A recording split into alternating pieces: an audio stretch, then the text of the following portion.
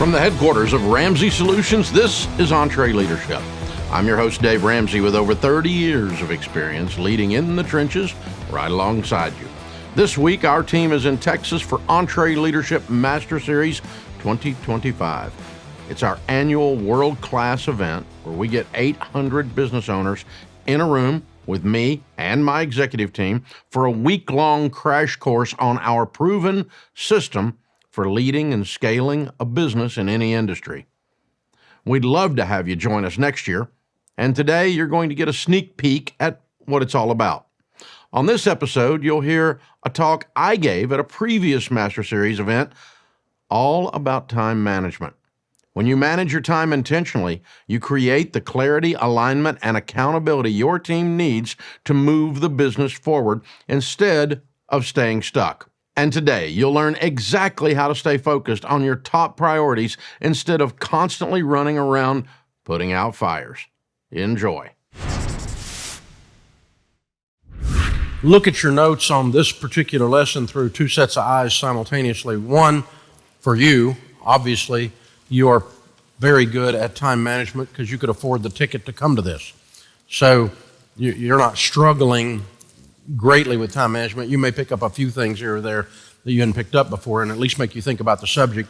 But more so, you may want to take some of this material back and teach it to your team, particularly entry-level people who've never had to manage their time, because we increasingly, with these things, have the attention span of a gnat in this culture.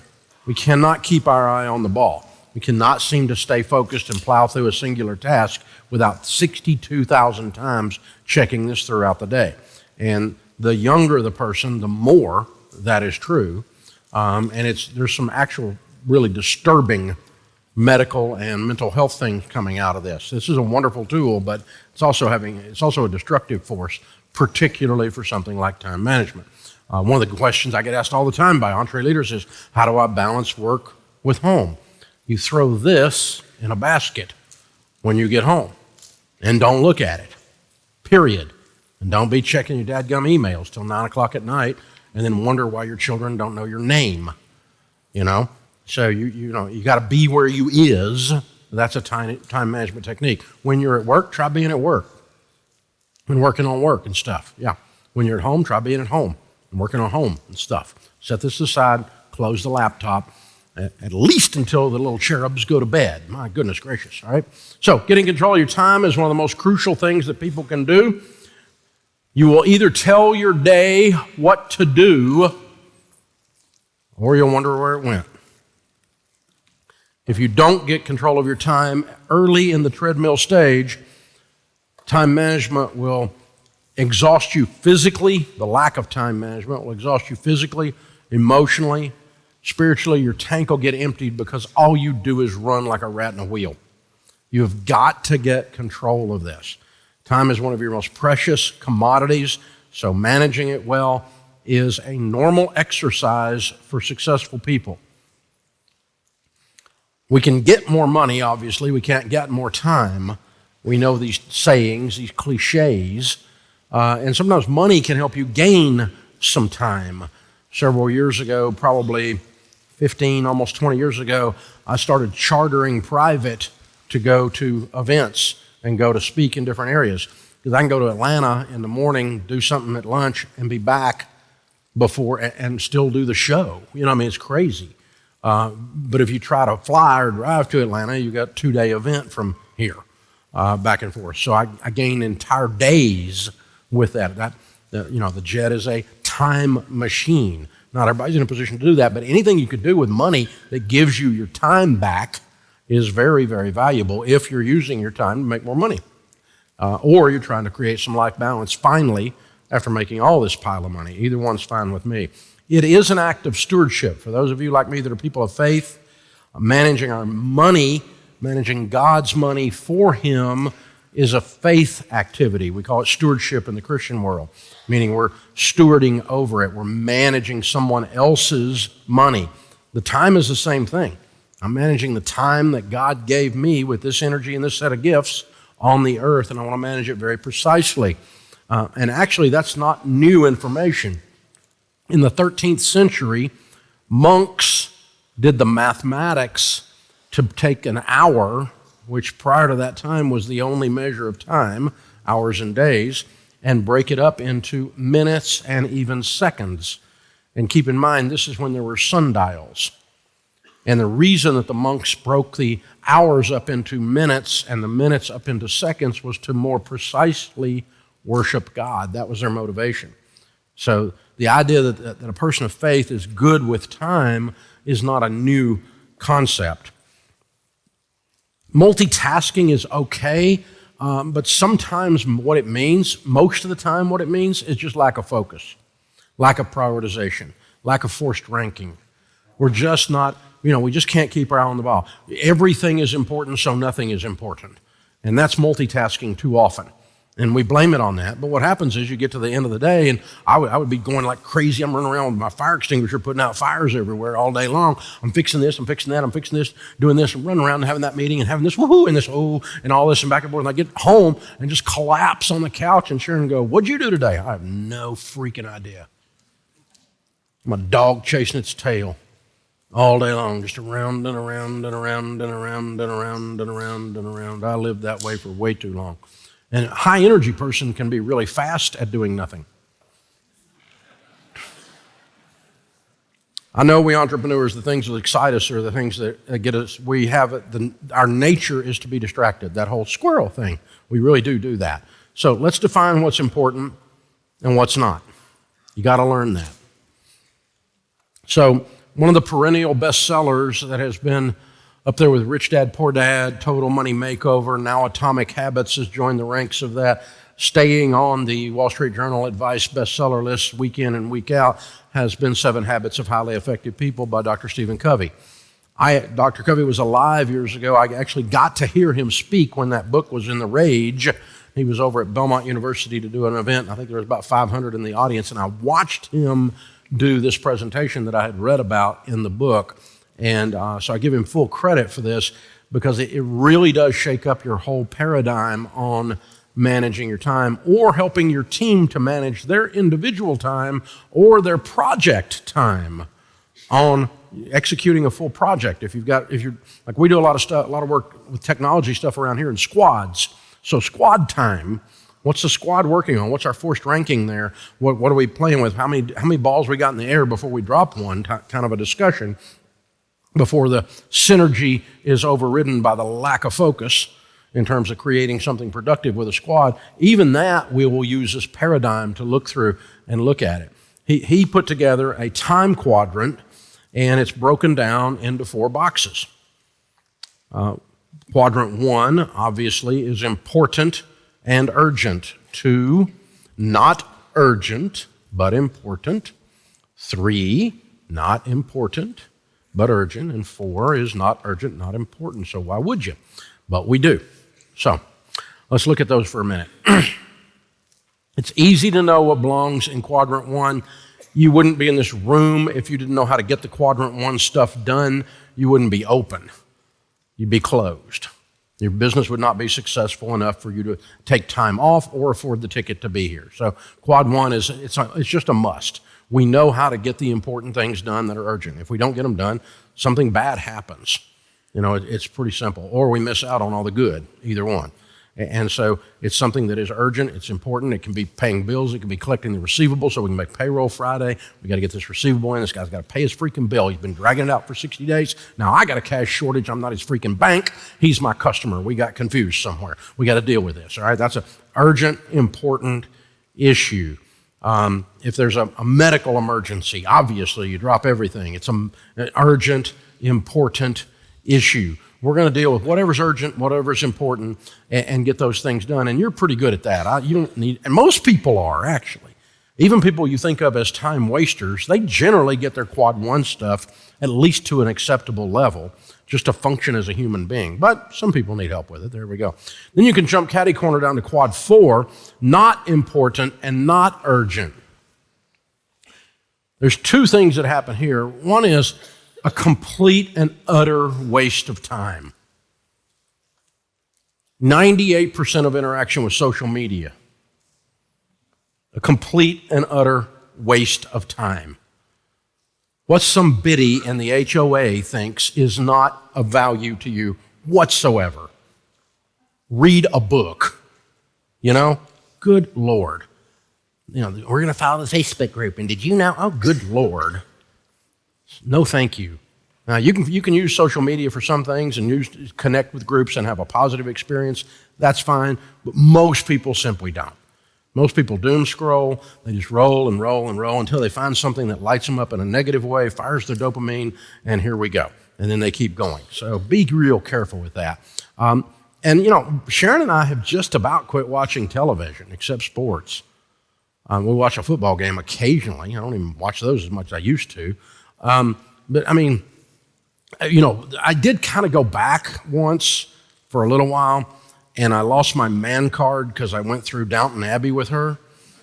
And that's a complete loss I'll never get those days back. And I will never get that section of my pride back again, but I'm there. And yes, I did watch Tiger King during the Fauci pandemic, just like you did.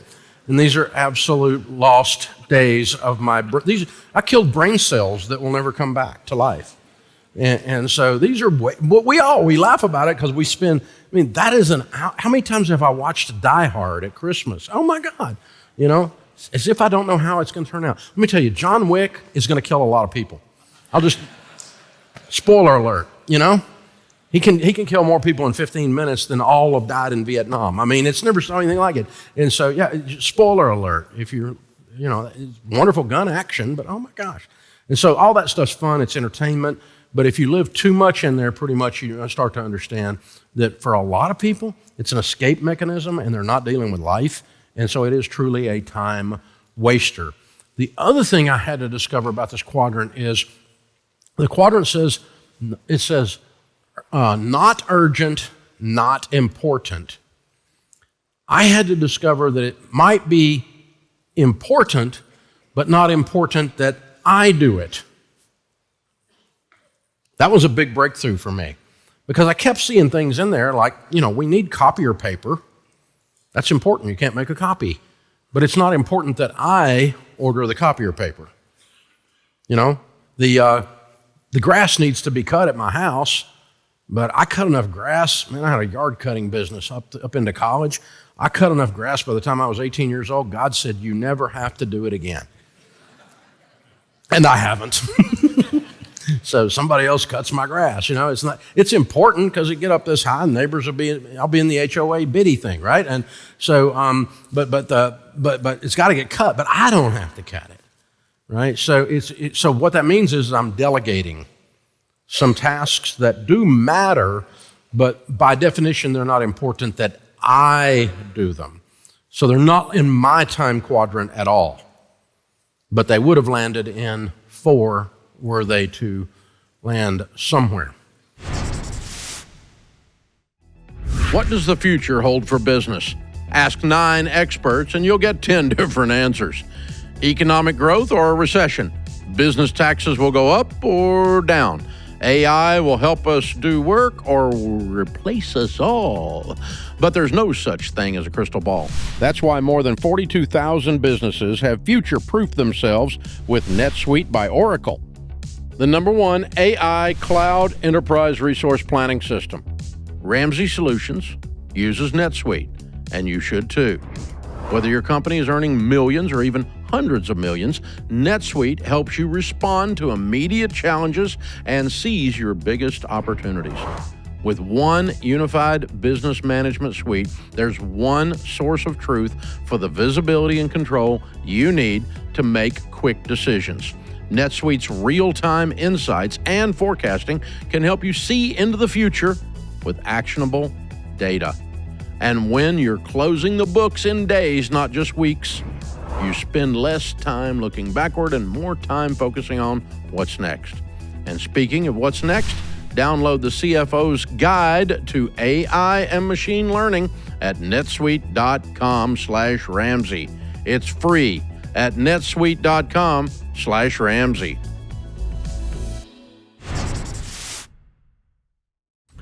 2 and 3 are where you can get your gains. Because most people don't just waste inordinate amounts of time if you're successful.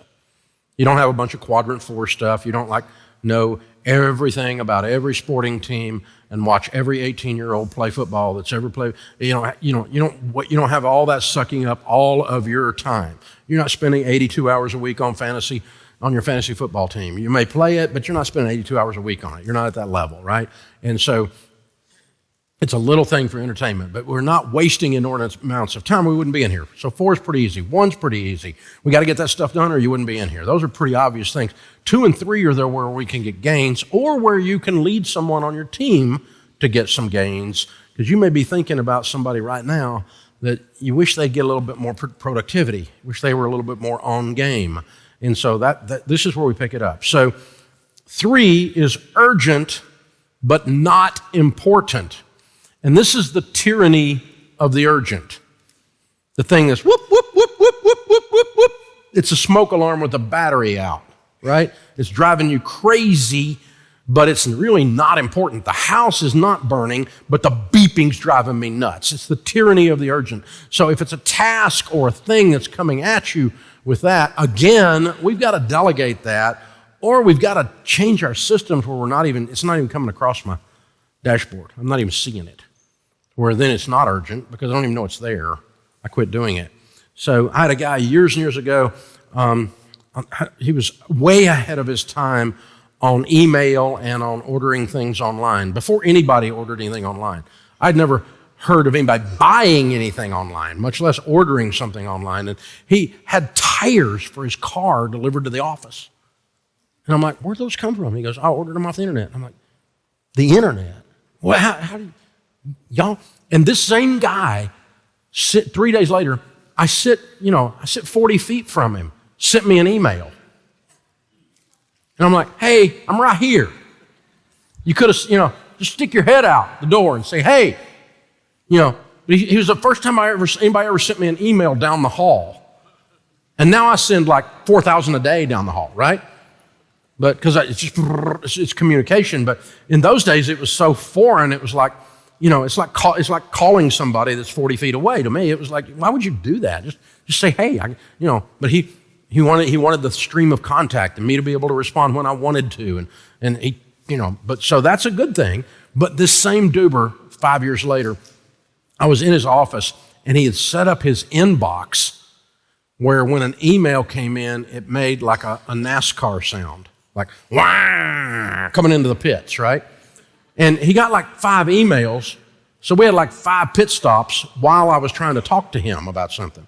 And I'm like, dude, that's the tyranny of the urgency. You got to cut that thing off. It's like, ding, ding, turn the dadgum audio off on this thing. Because when it happens, your brain, even if you don't physically turn because you have discipline, your brain turns and goes over there and wonders what it is. When it buzzes in your pocket, you wonder who's texting you, and it's actually somebody about your car warranty. And it's right. And you go, golly, that's the tyranny of the urgent. And so you've got to turn off that the buzzing, the dinging, the things that are coming across your consciousness and interrupting you from doing the important things and taking your eye off the ball and causing you to drop the ball. Don't do that. You've got to be real careful with your systems and processes to do that. And so, we're in a meeting, 6 of us working on a project. Door to my office is closed. My assistant's next to me, and her door to her office is closed, and nobody comes in there because we're working, and nobody, all the phones are face down. We're working on that. If there's an emergency, she'll come tell us. If something's up, she'll come tell us. But we need full focus. And in quieter times in the world, when you read like a newspaper, some of y'all don't know what those are. We used to get these things delivered to our homes, and you'd sit on the front porch, and your grandpa or your dad would do this, right? And there's actual news in there, not just made up stuff. And so it wasn't just a National Enquirer about aliens or whatever, right? It was actual journalism back 1,000 years ago. But those were quiet times. The rhythm of life, the rocking chair on the front porch was completely different. So your ability to focus in those days and learn something was much greater. Now, it was harder to be as productive because we can be very productive with all these tools.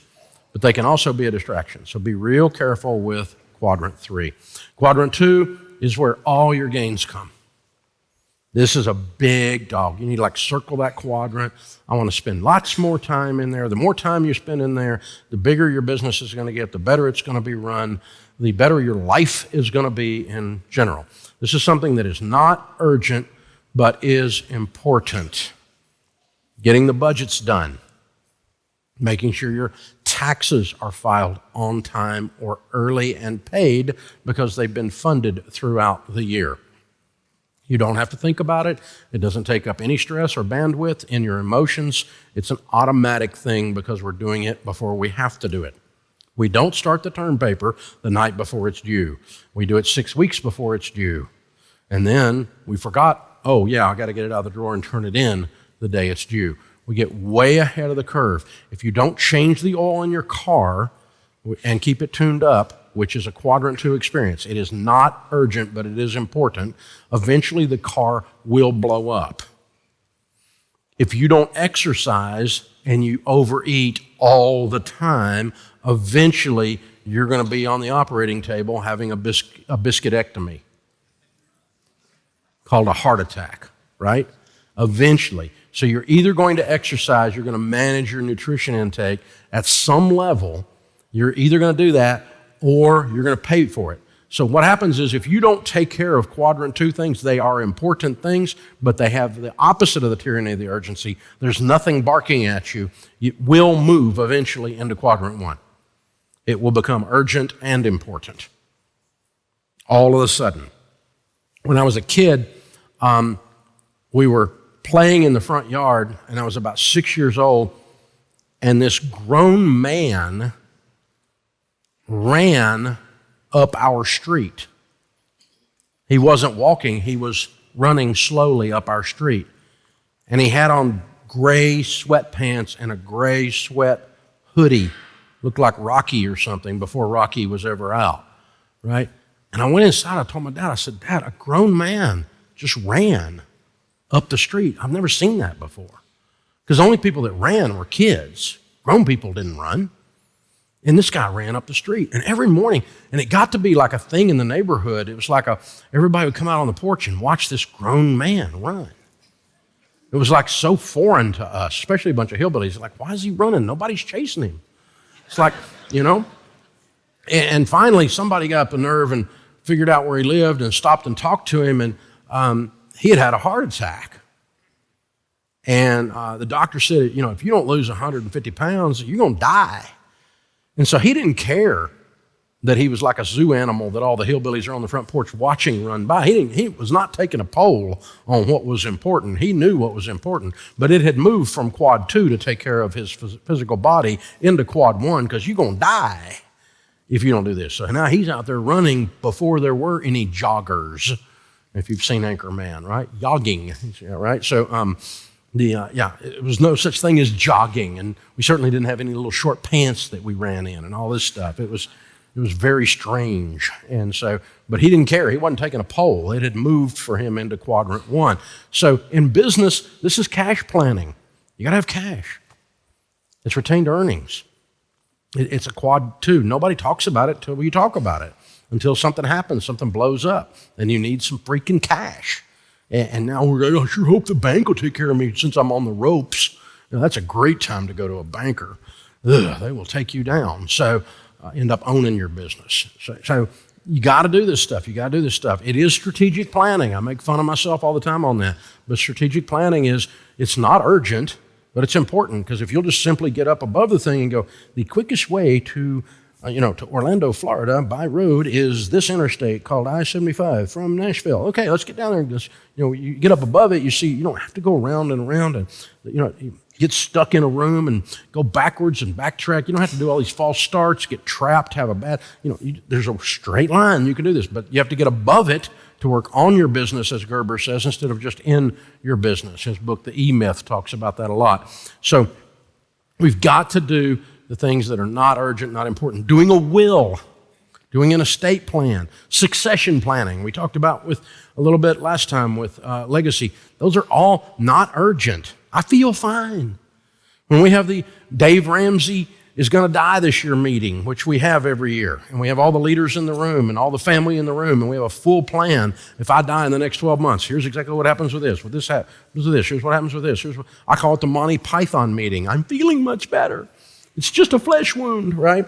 And so, but we do it every year religiously because it's a gift to all the people that I love that is all planned before it's urgent. The press release the press release to be sent out, the statement is already written. That's how thorough we are. And then you don't think about it. You can go and do other stuff. And it just goes straight through. Just goes straight through. So, and there's nothing wrong with me. And I'm not going anywhere, I hope. Hope they don't fire me. Can't, wait a minute, I own it. Can't fire me. Okay, just checking there. One of the most important hires you can make if you want to get things moving is a personal assistant. In a lot of your businesses, you really need one. Now, a personal assistant is not a secretary. They might do some secretarial duties from the 1950s, but my personal assistant, Patty, has been with me 21 years. Prior to that, she was Kenny Rogers, the music guy's personal assistant, for 13 years. I have never been able to get her to say a negative thing ever about Kenny Rogers, and I have tried, and it gives me great joy because that means she will never say anything negative about me. If she told me all the dirt on him, guess what she's going to do on me, right? Don't be naive that you're different, okay? But Patty is awesome. Patty's just like a family member of the Ramseys after 21 years. She plans my trips. When I step off of an airplane, there's a driver standing there. He's got my name. I've got his name and number. We all know where we're going. Everything is dialed in to the moment. I don't have any false starts when I'm out of town. We do not have problems with hotels. We do not have problems in airports. We do not have problems. Because problems equal eating up my time, and my time can make me a ton of money. We're not going to have problems. That is her job. And so my itinerary, hour by hour, minute by minute, is in my PDF right this second for this entire week, as if I was doing this out of town. And that's one of the things Patty does. Patty has a little window at her office when you walk by. It's right beside my office, and she has a sign in it. No one gets to see the wizard. No one. No how. Straight from the Wizard of Oz, another good Wizard of Oz quote, right? Now, you can get to see the wizard, but her job is, no, Dave can't come. She'll get an email, and she says, look, I think this is maybe a charity that you know something about. You know this guy, don't you? Do you want to do this? And her email will say, yeah, I know that guy. I think I will go do that. Or she'll email us, and she goes, can I run this one off? And I'm like, yep. Done. You run off. And so 98% of the time, the answer is no, Dave can't come. Because there's only one Dave, and he ain't coming. So, sorry. I'm not a snob. It's not that at all. I just simply can't be everywhere that everybody wants me to be. And it's very disappointing to some of them, but me and Patty can handle that. So, you need a personal assistant. They will make you hours upon hours upon hours upon hours upon hours. Watch band broke on my watch. She runs over the mall, fixes my watch. What's that, an hour? Hour and a half of my day is back. If I got to run over there and screw with it, try going in the mall. Oh my God, And then or if you order it from Amazon, it'll be the wrong one the first 4 times you order it, right? So whatever. So I got to go, right? So I'm not dealing with it. Patty, watch broke, and I just keep moving, right? It changes the speed of my life, the efficiency of my life, keeping me on track, on task. And Sharon and Patty literally together sometimes gang up on me. And not as much lately, but maybe 10 years ago when the schedule was going even wilder. And, Patty would say something like, I talked to Sharon and you look tired. I'm taking some stuff off your calendar. Sharon and I decided. I'm like, well, I guess we're taking some stuff off my calendar. These 2 women decided this. All right, whatever. So I'm fine with that. I mean, because, they love me enough. They want input. They want, don't run the gas tank completely dry. Don't run the gears completely dry and fry up everything. So this is the kind of personal assistant I'm talking about. Now, daily time management, we call it daily steak sauce. Figured out what's important, what's not, what's urgent, what's not. You're not living by the tyranny of the urgency. This is you teaching particularly someone who's new, maybe it's their first job even working for you. You've got to teach them basic forced ranking. And this is what we did in the 70s and 80s, even up into the 90s. this forced ranking idea helps people get things straight. And all I did was, it was a daily to-do list method for short-term time management.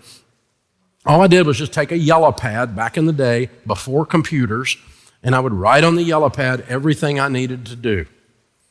My to-do list at the office. What am I going to do? And then I would look at the yellow pad and ask myself, what needs to be done today? What's urgent and important? Quad 1 stuff. And I put an A beside the items that needed to be done today. Or it's urgent and it's important. Not I can't delegate it. It's urgent and it's important, both. And then I would look and say, if I could get to something in the next 2 or 3 days, maybe by the end of the week, now we're kind of sort of urgent but important. It's kind of next. I would put B's beside those, A on one, B on the others. So I'd have a whole series of B's on the page. And then that leaves everything else. It gets a C, which means it is important but not urgent. And so getting the will done is a C oftentimes, until it's not. Until I move it over and make it, we've got to get it done as an urgent thing, because I've just put it off long enough. I've got to get this taken care of. Or getting the budget done, getting the cash flow planning done, making sure the taxes are done. It's a C until it's not. And then you can move it across. And then all I would do is look at this list of jumbled C's, A's, and B's, and I would look at the A's, rewrite the A's in a list, and then look at those A's and say, if I can only get one thing done before I go home today, what is that? What is the most important thing on this whole page? 1, A1, steak sauce. A1 steak sauce. If I get home, I got nothing else done, I did the right thing. That's forced ranking. A1 steak sauce. Guess what number 2 is? A2, A3. Then the A's are all numbered, then B1, B2. Then rewrite the list in order of A1 through A whatever, B1 through B whatever, C1 through C whatever. They're not intermingled, they're stacked. A's, B's, and C's. It's a handwritten list in the old days. Then computers came out, and I put it on my computer and just made it a Word document. And then I didn't have to update it, because all those C's just keep lingering, don't they? I don't have to handwrite them every time. But I did print it and put an alligator clip to a yellow pad to remind me of the old days. I don't know why. I still actually have one of those. It's in one of my drawers somewhere. But, I did that. But you're marking through what you accomplished, and then you get home at the end of the day, and your spouse says, what did you do? Only got one thing done, but it was the right thing, right? And we moved the needle on what we were supposed to do. We only got 4 things done, and I had this one interruption that was important. So do the B's, do the C's. Now, when you get distracted and you've got your forced ranked list, then the rule is go take care of the distraction or don't, and then back to the list. I had this thing ringing in my head for a decade. Back to the list, back to the list, back to the list. I had a guy working for me. It was just about like that guy on the movie Office Space, it kind of comes in leans. Yeah, well, about the TPS reports. You remember that guy on the movie? Yeah, so he's like, I have a guy lean up in my doorway and start telling me about problems or telling me about this or that. And he's a nice guy. He's real conversational, real chatty, but he really took all of my time. And I finally I had to get rid of him. So I actually, I added to his responsibilities so he didn't have time to bother me. And so it was driving me. He's the sweetest guy, but he just liked to talk. And I like to talk, but I prefer to get things done, and we'll talk later, okay? And so he just leaning up over there. And if somebody comes in and goes, hey, the other day we're doing a meeting, and I looked out the window, and there's an ambulance at the foot thing, and I'm like, we're going to stop the meeting for a second. I want to see why we have an ambulance at our building. And that stopped the meeting. But then back to the list, a girl had a seizure, and she's fine. Everything's okay. And they took her and checked her out. She had not done her meds properly or whatever. Maybe she did. I don't remember what it was. But she's fine. Everything's fine. And her mom came in from out of town to check on her. We checked on her. She's fine. But at that moment, we're stop, take care of that, find out what's going on. If I need to be involved, I got an ambulance outside. I don't want to know what's up. Then back to the list. Back to the list. If you'll manage the correct activities, You do not have to manage results. The activities create the results. And if you teach your team to manage the correct activities, they will get the correct results. In sales, there's a number of contacts multiplied by an average order value creates your total sales for the week. If you will manage your contacts, you will have sales for the week. If you're doing quality contacts and you're in sales and you make 6 contacts and the guy next to you makes 60, expect him to make 10x what you make not because of what he sold, but because of the number of contacts creates the sales. Manage the activities, it gives you the results. Manage the KPIs, the key performance indicators, gives me the results. Manage this. I'm going to manage the details. Is the window in the building? If it's the wrong window, when is it going to be here? Is it going to hold up the project? What about the stone facing around it? How are we going to stay up with that? We're on schedule. I don't want to lose 2 weeks because of one stupid window. How are we fixing this? Okay, I'm managing the window. But the result I want is an on-schedule build. And so that was the conversation we were talking about a while ago that we actually had this week. So workflow and technology. If you want to use technology not to be an interrupter, but to increase the speed of your workflow. So I put this in the book, EntreLeadership, and it really happened. When I was in my 20s, I went to visit this guy who was running this company with about 1,000 people, and I went in. He was going to give me an hour of his time, and I was going to quiz him on how to be a better version of me, and he was so far above me, I don't know if any of it took, but great guy. And I went in and sat down at his desk, and his desk had nothing on it. Nothing. Not even a computer. Not a yellow pad. I started talking to him and asking him questions about some things, and he turned and opened the drawer and pulled a yellow pad out and put a pencil on it and started writing what we were talking about, taking some notes. There was not a phone. There was not anything in there. Now, there was a computer behind his desk, but the desktop was completely clean. And I'm like, this is one thing I remember from the conversation. I'm like, what in the world? I'm like, where's your stuff, man? You need some stuff.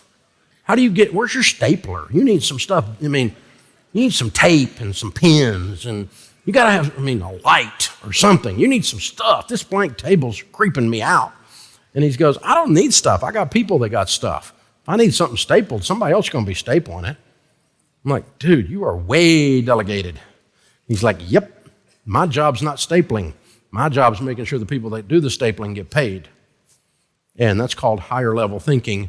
And I have to keep my desktop clean because your desktop, and this is what he said, and it bothered me and it'll bother you, your desktop is the condition of your brain. Uh-oh. Chaos! Yeah. And some of you, your desktop on your computer is the same way. 73,000 icons you cannot access, okay? Delete them. You don't even know what some of them do anymore. It's chaos. The cleanliness of your desktop indicates the condition of your brain. Oh, that just blew my mind. So your file system that you use needs to be customized to you. We're obviously 98% paperless around our place these days. Most of you are as well. But your file system is your electronic file system. So my email inbox has a bazillion files. And so if I get an update on George Camel's book launch that we launched last week on the pre-sales, and I get a daily update on how the sales are going, I don't just delete that after I read it. I dump it in the George Campbell book file. And so if I ever need to go back and track how those went, I've got all that right there. It's accessible, easy. It's just filed. It's filed. It's filed. It's filed. It's filed. Obviously, we all get a lot of junk emails, but I'm amazed the number of people that have 73,000 things in your inbox. And how do you know what you're doing? I can't even figure this out. I purge that sucker, and I don't mind just going through delete. I'm just not going to answer. I am not obligated to answer every human being that gets into my email. I'm just not. I love you, but I just can't get there, and it's okay. I'm going to work on the things I'm supposed to work on, which is the stuff, that's in front of me. So delete. Or the other thing you can do is be email's efficient. Just don't get sucked into answering them while you're supposed to be doing something else more efficient. So take some time. A lot of people take an hour a day or a block of time a day and clear, and just clear. At this moment, when I walked onto stage, in my email inbox is one email in my inbox, right this second when I walked out here. After a 20-minute break, there were 4 when I got off stage. I cleared 3 of them. I cleared them by deleting them, by putting them in a file, or by a quick, concise answer. And so if you work on our team, it's almost legendary or humorous that Dave doesn't answer emails. I say stuff like, sure. That's the whole email. Cool. That's the whole email. I used to just put the letter K, and then I found out that's like a smart aleck thing, and I didn't even mean for it to be, but I was just trying to be concise. K. Apparently that's like dissing somebody, like K, I didn't know that. I did it for like 2 years before anybody told me. So, but yeah, I don't use K anymore, but it's all right. It's all right. So cool, yes, and no. No's a good one. No. But everybody wants to know more. Well, it's a complete sentence, though. No, we're not doing that. I got a DocuSign thing to sign, and they're like, we're going to have one of these signed for every events now. I'm like, no. Not doing that. We're not doing that. Looks like bureaucratic bullcrap to me. No, we're good. I've done them for 35 years. No, we're good. No. Now, I will end up having to explain why I think this is stupid, and I'm not doing it, but that's okay. I'll do that later. No, we're not doing it. We're not doing it. And so, nope. One time, I was sitting and having a cup of coffee, and I was all relaxed, and I sent a guy a paragraph, and my phone rang. And he's like, are you mad at me? He goes, I've never gotten a paragraph from you ever. I was just relaxed and thought I'd tell him something, but no, I never get an email that long. So, but it's legendary. It's like a joke around here, and it's okay. You can be nicer than that or whatever, but my purpose is simple communication. You ask me what to do, like I get a lot of stuff that they just I want to see it, but I'm not micromanaging. It's already done. It's already launched, but hey, Dave, we just wanted you to see this book cover. It just went out. Or here's the test we just ran, and here's the results, and we're going to go with this cover for George's new book, okay, as an example. That's one I got last week, right? But okay, no, more than last week, 4 months ago. But anyway, I just look at it and go, oh, great job, guys, or something like that. Boom. But it just keeps it moving. So getting control of your time can be one of the most important and intentional choices that you make as a leader. Pick some kind of a method where you do. Today, I do not have a B, and C list. I haven't had, in full disclosure, for over a decade. But I do have a forced ranking of what I spend my time on. I'm very, very careful. Mine is my calendar.